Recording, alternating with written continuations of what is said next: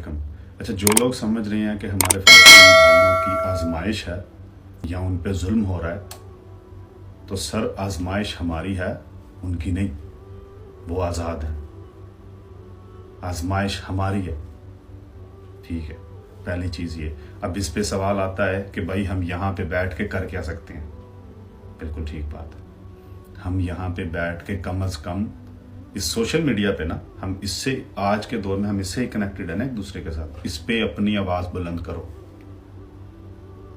सारे भी इतने जो इतने फॉलोअर लेके बैठे हुए हो ना, एक वीडियो बना के अपलोड करो, कम अज कम एक।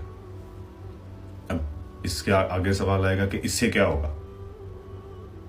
इससे कम अज कम आप उस जुल्म के खिलाफ अपनी आवाज तो बुलंद कर रहे हो, ये तो होगा। बाकी तो हमारी बदकिस्मती, हमारे पास लीडर नहीं तो हम बताते। लेकिन जितने भी तुम फॉलोअर लेके बैठे हुए हो ना, जितने भी लोग हो, सारे, मेरी सबसे ये रिक्वेस्ट है, एक वीडियो बना के अपलोड करो। ये जिन्हें आप लोग बड़े बड़े स्टार कह रहे हैं, इनको कहो कि भाई वीडियो बनाओ। ठीक है, आपको इनसे भी व्यूअरशिप मिलेगी,